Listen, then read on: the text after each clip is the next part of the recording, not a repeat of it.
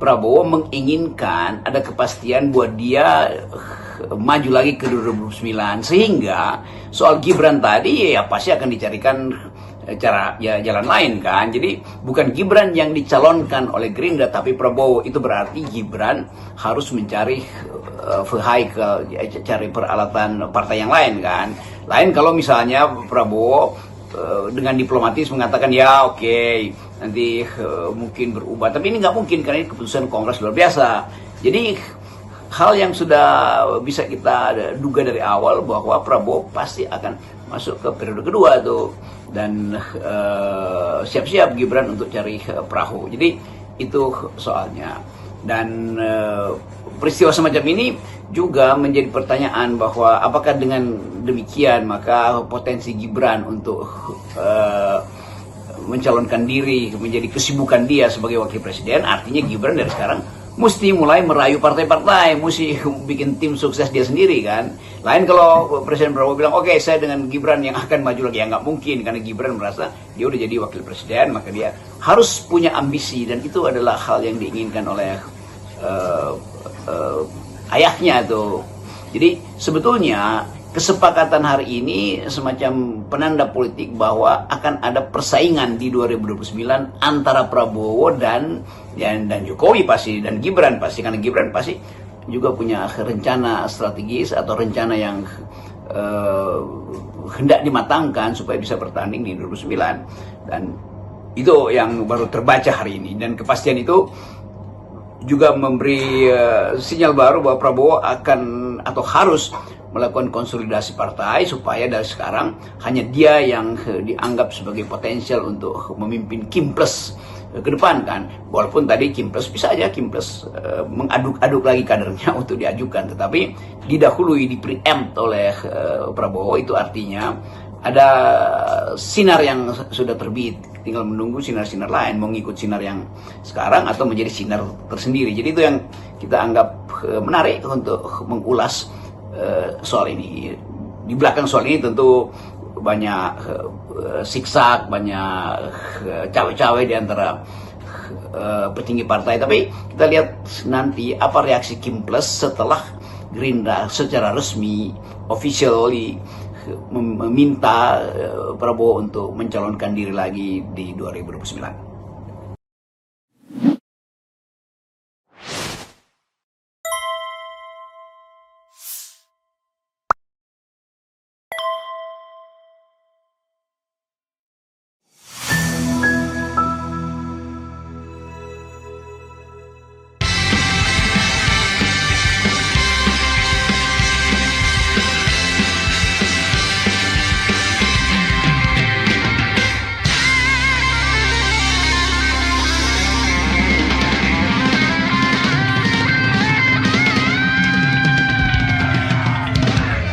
Kongres luar biasa ini, kami akan tawarkan apakah Haji Prabowo Subianto sebagai Ketua Umum Dewan Pimpinan Pusat Partai Gerindra dapat diterima? Dapat diterima? Sekali lagi ibu.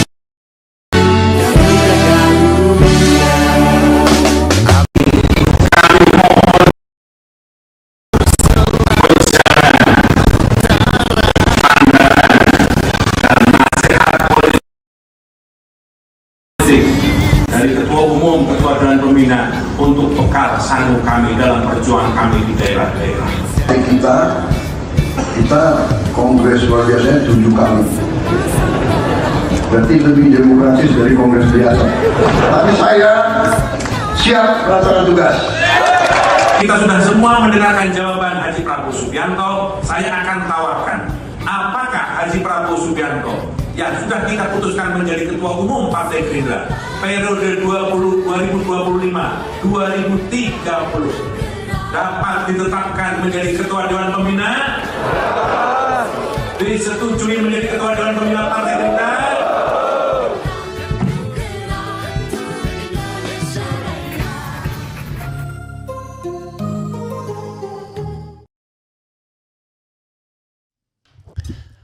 Assalamualaikum warahmatullahi wabarakatuh, Sobat RH sekalian.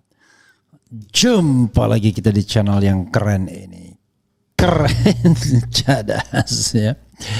Ya, sahabat era sekalian, saya hanya ingin mengatakan bahwa partai politik itu milik rakyat atau hanya milik anggota dari suara dari anggota lain kan, atau rakyat atau warga negara lain. Jadi itu yang harus ditekankan, dan pasti bukan milik para elitnya saja ya. Jadi Gerindra bukan milik Prabowo Subianto, bukan milik Ahmad Muzani, bukan milik Dasko Supmi Ahmad, termasuk Hasim Joyo Hadikusumo, 4 orang yang paling berpengaruh di Gerindra. Kenapa saya membahas begini ya? Partai di Indonesia terjebak pada individualisme, terjebak pada katakanlah menokohkan seseorang, tidak pada hal yang lebih substantif, melakukan tugas-tugasnya untuk melakukan rekrutmen politik, regenerasi politik, dan lain sebagainya. Jadi kalau misalnya dibilang kader terbaik Gerindra Prabowo, saya ketawa. Kapan Prabowo menjadi kader Gerindra? Karena Prabowo yang mendirikan partai Gerindra ketika dia sudah menjadi tokoh. Jadi bukan kader. Kader itu orang yang tumbuh bersama partai tersebut. Kalau misalnya Andre Rosiade, itu boleh dibilang kader. Ahmad Muzani boleh dibilang kader karena dia nobody sebelum menjadi sekjen Gerindra atau ketua MPR saat ini. Tapi Prabowo bukan kader. Sehingga dari sisi kaderisasi, Gerindra belum membuktikan bahwa dia partai yang kuat dalam hal rekrutmen kepemimpinan dan kaderisasi. Sama, fenomena yang sama seperti PDIP juga. Gak bisa dibilang bahwa yang namanya Megawati itu adalah kader dari PDIP. Karena dia adalah pendiri, founder. Jadi dia sudah jadi somebody. Sama seperti Surya Paloh misalnya. Nah, yang bisa diklaim sebagai partai yang sudah menelurkan kader, ya apa boleh buat. Misalnya Golkar, Bahlil kader Golkar, iya. Kemudian Ahmad Saiku kader PKS, iya. Ya. Kemudian partai-partai lainnya yang tidak tunduk atau tidak bergantung pada satu orang bisa dikatakan partai kader. Dan menjalankan kaderisasi itu satu hal ya. Hal yang kedua adalah cara-cara menjilat seperti ini harusnya selesai ya. Dan saya kira tadinya berpikir bahwa seorang Prabowo jauh lebih jauh lebih kuat ketokohannya dan nasionalismenya. Saya berharap dia mengatakan, saya ini sudah jadi presiden. Presiden itu adalah jabatan tertinggi, mengabdi kepada bangsa dan negara. Loh, kok saya dipilih lagi sebagai ketua umum partai politik? Bukankah bukankah partai politik itu sekedar wadah untuk regenerasi dan rekrutmen kepemimpinan? Saya sudah jadi pemimpin. Kenapa saya ditunjuk lagi sebagai ketua umum partai politik? Kalianlah yang muda-muda menjadi partai politik. Tapi dia tidak ngomong demikian. Sama seperti Megawati ya, tetap menjadi ketua umum partai, atau SBY tetap mengendalikan partai. Tapi SBY tidak langsung menjadi ketua umumnya ya, karena ketua umum partai pada waktu itu bukan Susilo Bambang Yudhoyono. Setelah dia pensiun, kemudian dia menjadi ketua umum partai, ini malah downgrade. Jadi hal-hal seperti itu coba kita lihat ya. Misalnya coba kita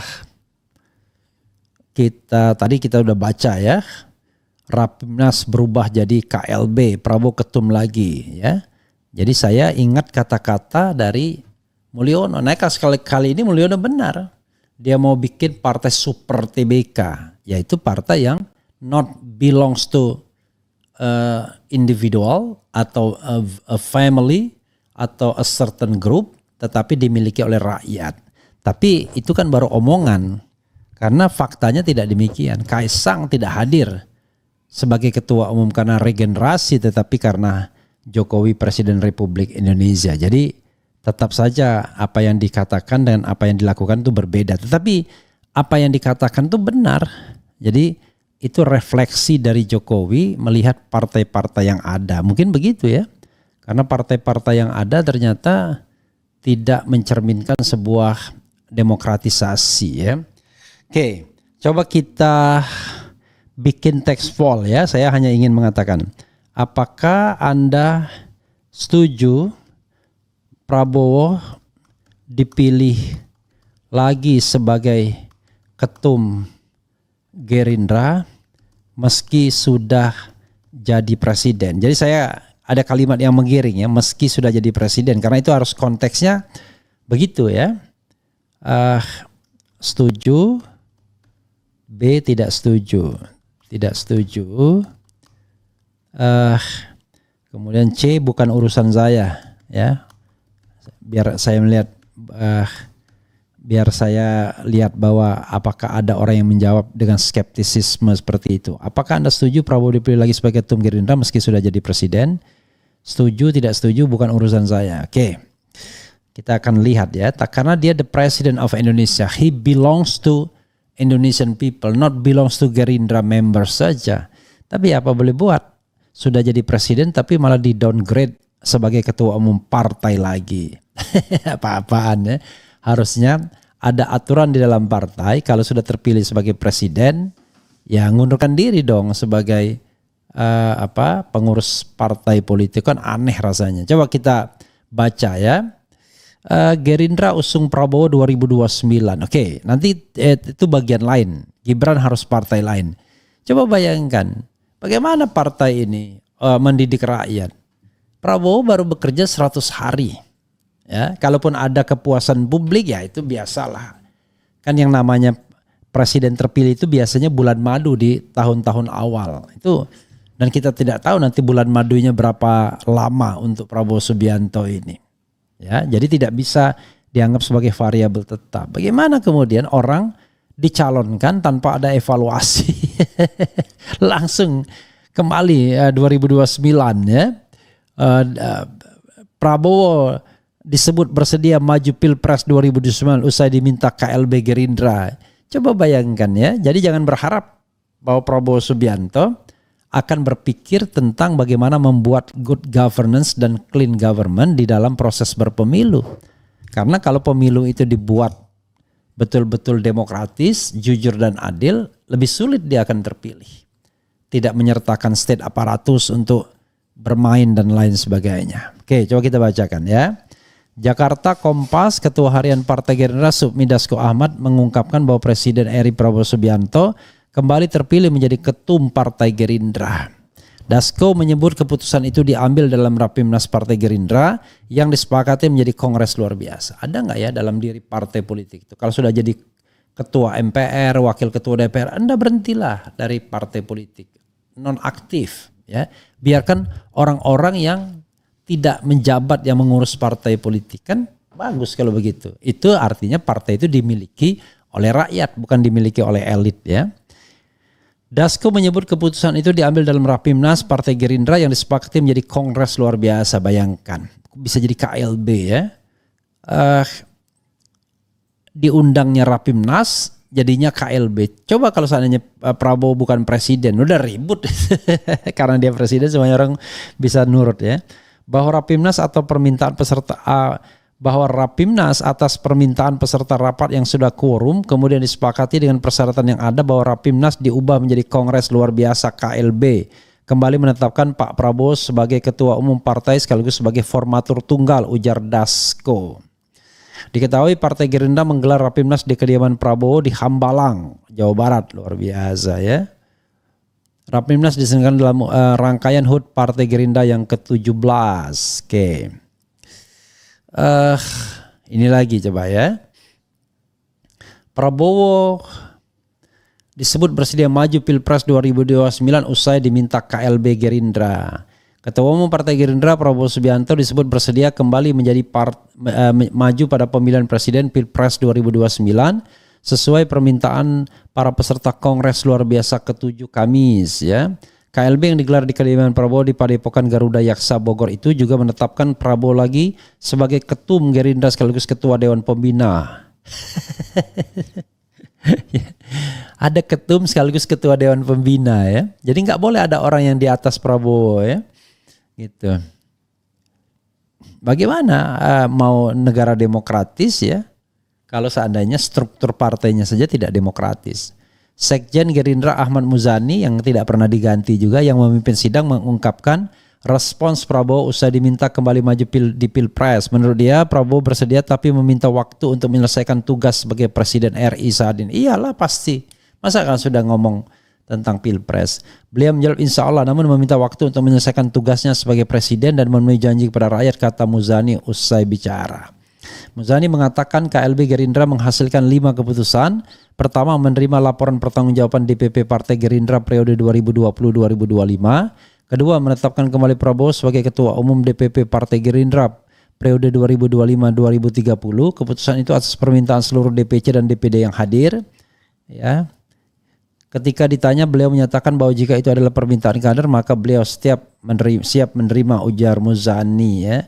Ketiga, menetapkan Prabowo sebagai Ketua Dewan Pembina. Keempat, menetapkan Prabowo sebagai formatur tunggal untuk menyempurnakan ADART partai serta susunan pengurus DPP Partai Gerindra. Kelima, meminta Prabowo menjadi calon presiden dari Partai Gerindra pada Pilpres 2029.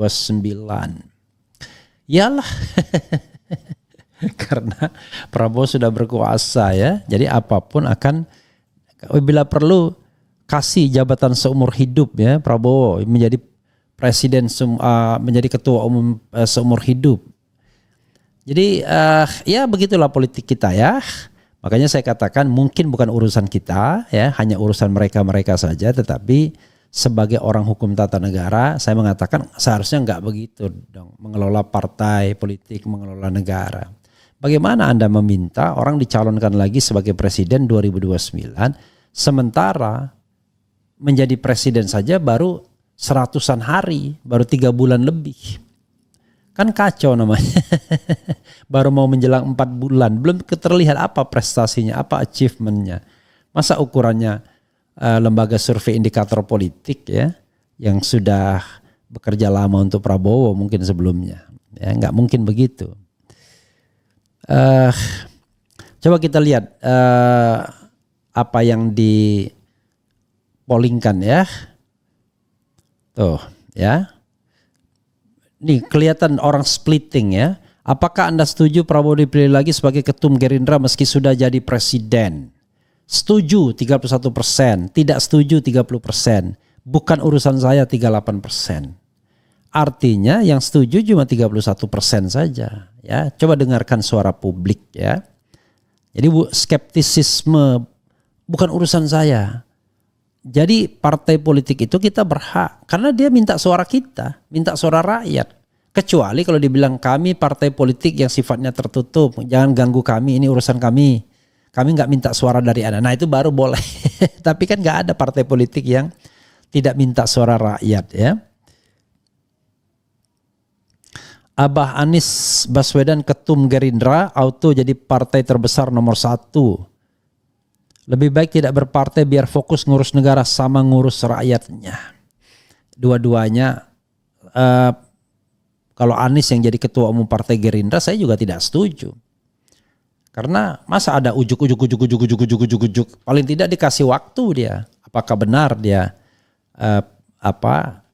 berarti kan kegagalan partai tersebut untuk menghasilkan kader kalau begitu. Masa seorang Ahmad Muzani yang sudah menjadi ketua umum DPR, seorang dasko yang dianggap orang yang paling berpengaruh saat ini, ya tidak bisa menjadi ketua umum partai politik sekelas Gerindra. Jangan lupa, Gerindra bukan partai politik nomor 1, belum pernah menjadi partai pemenang. Ini yang membedakan dengan SBY yang pernah menjadikan Demokrat sebagai partai pemenang. Tapi nggak tahu ya nanti 2029 dalam kedudukan Prabowo sebagai incumbent karena Demokrat menang ketika SBY jadi incumbent. Setelah itu tidak ya. Jadi kita lihat ya, kalau kita mau fair ya, 2004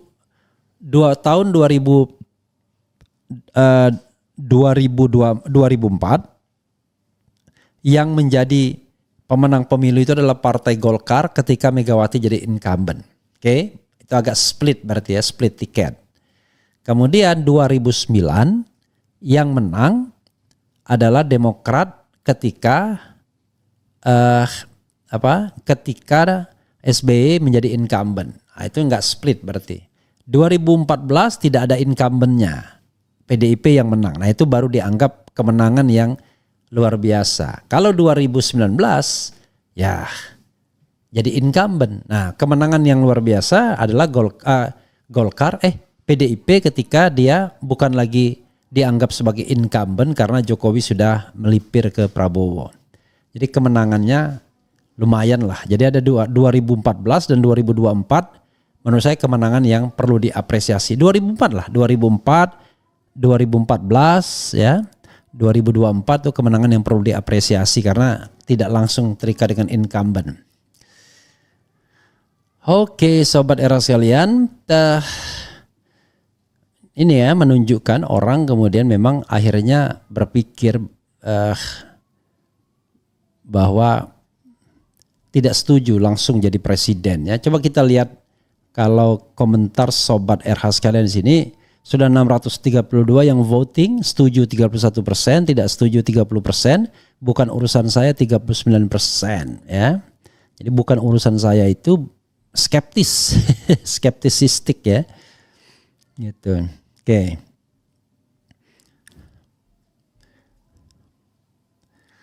Sebelas 12 dengan Fir'aun Solo. 2029 tidak perlu ada pemilu, wakil rakyat dan presiden tidak mewakili rakyat tapi mewakili oligarki.